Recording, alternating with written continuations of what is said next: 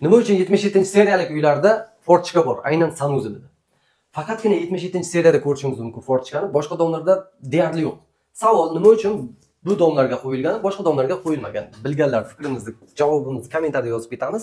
Bu men uchun juda ham qiziq, shaxsan o'zim ham bilmayman to'g'risi. Bilganlar menimcha yozib ketadigan umidaman. Xullas, hammaga assalomu alaykum. Bugun 3 xonali uyni ko'rsataman. 3-qavatda joylashgan mikrorayon hududi 77-seriya. Bu uyimizda kirish eshigiga ikkita eshik bor ekan. Bu yerda kladovka, endi xonalar tuzilishini tomosha qilamiz. Hozir biz kirorish qismida turibmiz. Uyimizning holati o'rtacha holatda, olgan odam ozgina asijit qiladi. Ota-onalar yotoqxonasi, bu yoqda mehmonxona, bu tomonda oshxona, 6 metrlik balkon bor va bu tomonda bolalar yotoqxonasi. Hozir shuni ko'ramiz. Keling. Uyda umumiy maydoni 80 metr kvadratni tashkil etadi, chunki 77-seriyalik uylar katta kvadratga ega bo'ladi. Derazalar akvada, 2 qavatlik alyuminiylik romlar. Shundoq ko'cha ko'rinib turibdi, mikrorayon hududi bozorchani qarama-qarshisida.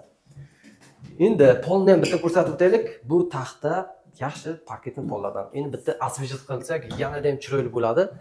Hozir bu yerdan sanuzilni yana bir marta tomosha qilamiz. Ikkita sanuzil bo'ladi, bilasizlar. Biri yuvinish xonasi, ikkinchisi hojatxonaga mo'ljallangan, ya'ni razdelni sanuzil bo'lyapti. Xo'p.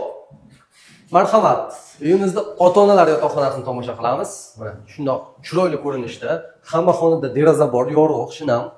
Mana bu yoqdagi ko'cha ham, bu yoqdagi deraza ham ko'chaga qaragan. Devorlarimiz aboyda. Endi remont qilaman desanglar, agar bemalol o'zimga murojaat qilsanglar, chiroyli qilib remont qilamiz. Mehmonxonaga o'tamiz. Uyimizda zal qismiga ko'rishingiz mumkin. Zalimiz ham mana shunaqa aboyda, konditsioner bor. Bu yerda ham hamma joyda polsni mana shunday taxta pol qilingan. Ozroq ovoz chiqyapti. Oshxonaga o'tamiz. Oshxonamiz o'z o'rnida turibdi. Olgan odam buni o'zgartirish kiritishi mumkin. Ko'pchilik balkonga chiqaradi oshxonani, siz ham chiqarib olsangiz bo'ladi.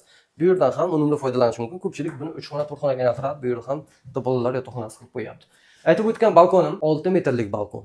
6 metrlik balkonimiz mana shuna tomoni tapchan qilingan podval qilib foydalanasiz va uyimizda suv shilkasi. 77-seriyada faqatgina suv shilka bo'ladi. Bu mana shu joyda joylashgan. Ko'pchilik 90% odam uyini suv shilkasini mana shunday gaz plita chiqarib mana shu yerga o'rnatgan. Bu yerda masalan, stolovoy qilib foydalanasiz. Mana buni esa olib tashlab, bu yoqqa ko'chirib, bu yerda ham bitta xona qilib foydalansak bo'ladi. Mana shu uyimiz sotilyapti do'stlar. Demak, uyimizning narxi 56.500, ozroq savdosi bor. 3-qavat, 3 xonalik, 80 metr kvadrat. Mikrorayon hududi mo'ljal, Sanoat qurilish bank yoki bozorcha. Yo'lning ustida joylashgan. Kadastr hujjatlar notariusga tayyor, faqatgina naqd pul so'ralyapti. Va ko'p ipoteka rassrochka yo'q. Ming afsus, faqat naqd ekan. Qiziqqanlar telefon qilamiz. Hammaga rahmat. Videoni qo'llab-quvvatlash esdan chiqmasin.